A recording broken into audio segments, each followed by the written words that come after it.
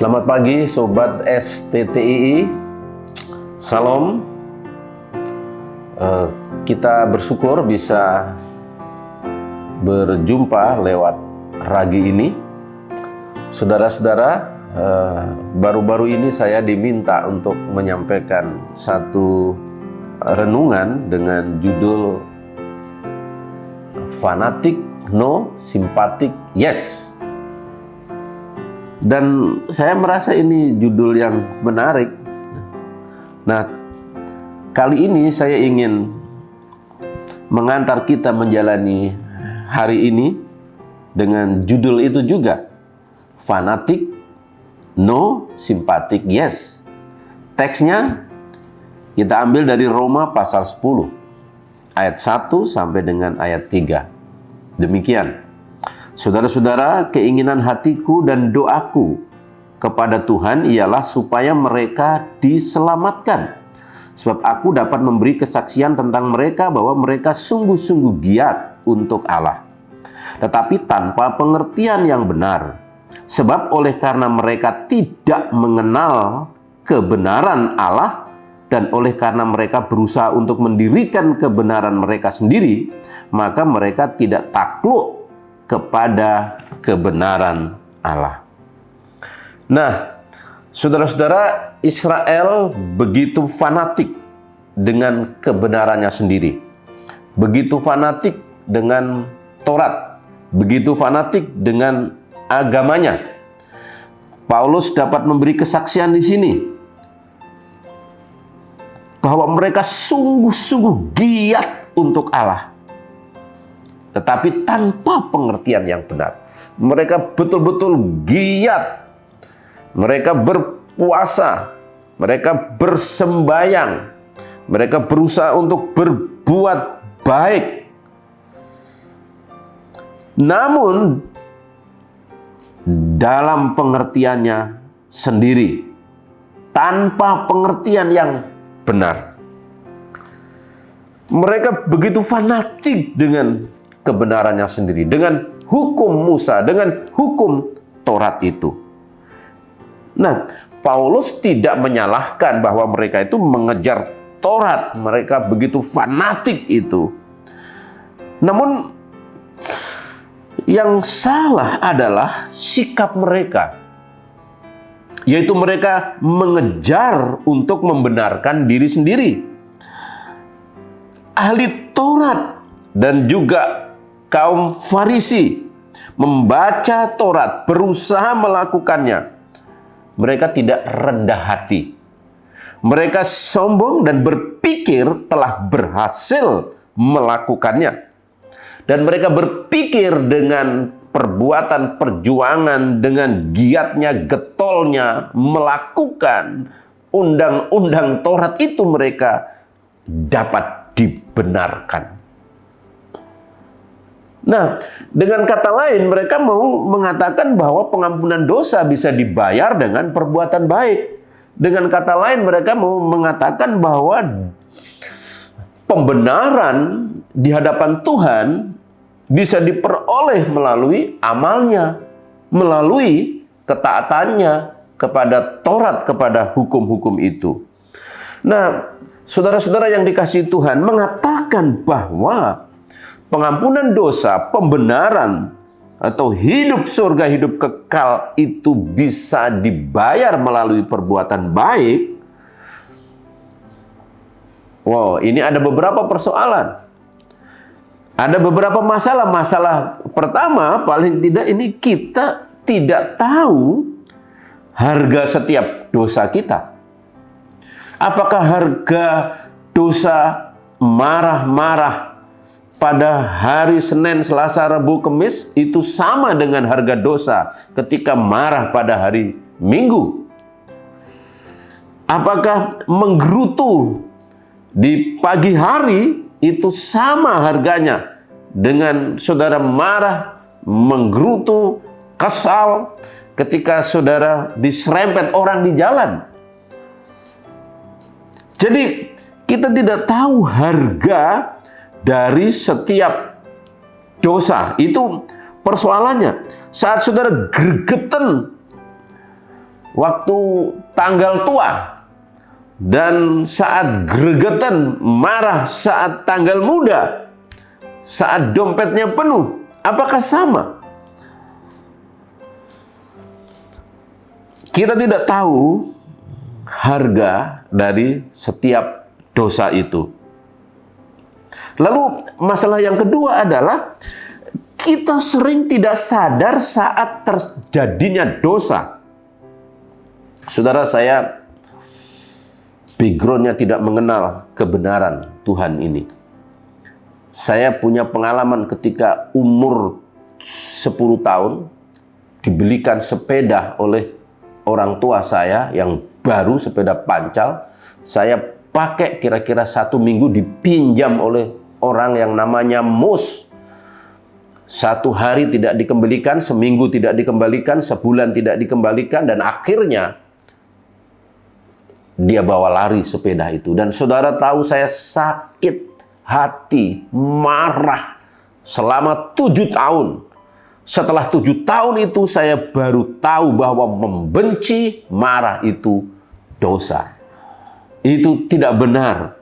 Nah, jadi itu masalahnya. Kalau orang mengatakan bahwa pengampunan dosa bisa dibayar dengan perbuatan baik, persoalannya ialah kita tidak tahu harga setiap dosa.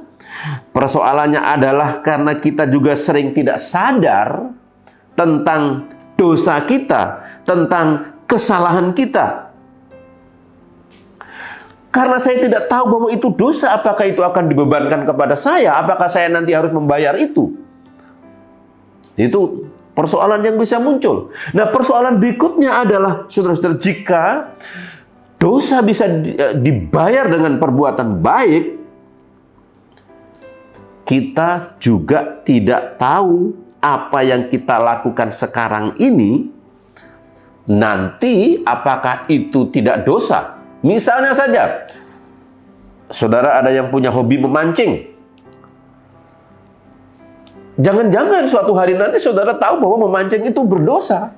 Karena berhari-hari saudara dan saya menghabiskan waktu, memboroskan waktu. Atau hobi-hobi yang lain. Jangan-jangan hobi-hobi yang kita lakukan hari lepas hari itu, suatu hari nanti saudara tahu ternyata itu berdosa. Sebab kita telah memboroskan waktu-waktu yang Tuhan berikan kepada kita. Jadi intinya ialah, kalau orang mengatakan bahwa dosa bisa dibayar dengan perbuatan baik, dengan amal, kalau orang mengatakan bahwa pembenaran bisa diperoleh oleh perbuatannya, oleh kelakuannya, oleh sembayangnya, oleh doa-doanya, saudara, kita tidak tahu apa yang kita lakukan sekarang ini, rutinitas kita sekarang ini, jangan-jangan itu termasuk dosa. Juga kita tidak tahu kelonggaran waktu. Berapa lama kita diberi dispensasi untuk dapat membayarnya? Kalau pinjam uang di bank, untuk membeli sesuatu ada di situ, ada yang 5 tahun, 10 tahun. Bagaimana dengan dosa? Apakah akan ada bunganya? Apakah bertambah-tambah? Jadi intinya, saudara-saudara, dosa kita terlalu besar. Dosa kita begitu banyak. Dan perbuatan kita, amal kita, sembahyang kita, perbuatan baik kita tidak bisa menjamin bahwa kita bisa menyelesaikan masalah dosa ini. Tidak bisa menjamin membuat kita bisa dibenarkan. Dan ini yang dikatakan oleh Paulus, saudara-saudara, keinginan hatiku dan doaku kepada Tuhan ialah supaya mereka diselamatkan, orang Israel yang fanatik ini. Sebab aku dapat memberi kesaksian tentang mereka bahwa mereka sungguh-sungguh giat untuk Allah, tetapi tanpa pengertian yang benar. Nah, menarik di sini, Paulus punya simpati kepada bangsa ini, kepada orang Israel, kepada orang yang mengejar kebenaran, namun dengan sikap yang salah. Ada 2 kata penting di sini, keinginan hatiku dan doaku. mengaku kepada Tuhan supaya mereka diselamatkan. Bahwa keselamatan itu hanya oleh iman kepada Yesus Kristus. Pembenaran itu oleh iman kepada Yesus Kristus. Yesus yang telah membayarnya, yang telah menyelesaikan dosa itu. Kita bisa dibenarkan, kita bisa diampuni jika kita beriman dan percaya kepadanya. Nah, Paulus simpati kepada orang Israel. Dan Paulus punya simpati juga kepada bangsa-bangsa lain yang salah di dalam menyikapi perbuatannya, dalam menyikapi perjuangan keagamaannya ini. Nah, saudara, saya pikir ini teladan yang baik. Semestinya kita punya simpati seperti Paulus ini. Doaku, keinginan hatiku. Di luar sana ada banyak orang-orang yang tidak mengerti kebenaran ini. Dan mereka perlu mengetahuinya. Mereka perlu mengertinya. Tetapi bagaimana mereka dapat berseru kepadanya jika mereka tidak percaya kepada Dia? Bagaimana mereka dapat percaya kepada Dia jika mereka tidak mendengar tentang Dia? Bagaimana mereka mendengar tentang Dia jika tidak ada yang memberitakannya? Dan bagaimana mereka dapat memberitakannya jika mereka tidak diutus? Jika tidak ada yang bersimpati mau mengutus? Jika tidak ada yang bersimpati mau diutus? Dan bagaimana mereka dapat memberitakannya jika mereka tidak diutus? Seperti ada tertulis betapa indahnya kedatangan mereka yang membawa kabar baik. Di negeri kita ini masih 140-an suku-suku yang membutuhkan simpati saudara dan saya. Belas kasihan saudara dan saya. Fanatik, no. Simpatik, yes. Mari kita berdoa bagi mereka. Mari kita berbagi untuk memberi, untuk siap menjadi pengutus. Dan mari kita juga yang dikaruniai Tuhan siap juga untuk menyerahkan daya kita. Dana, daya, doa sebagai bukti simpati kepada mereka yang hidup di dalam fanatisme yang salah ini. Agar mereka dapat sampai kepada iman kepada Yesus Kristus.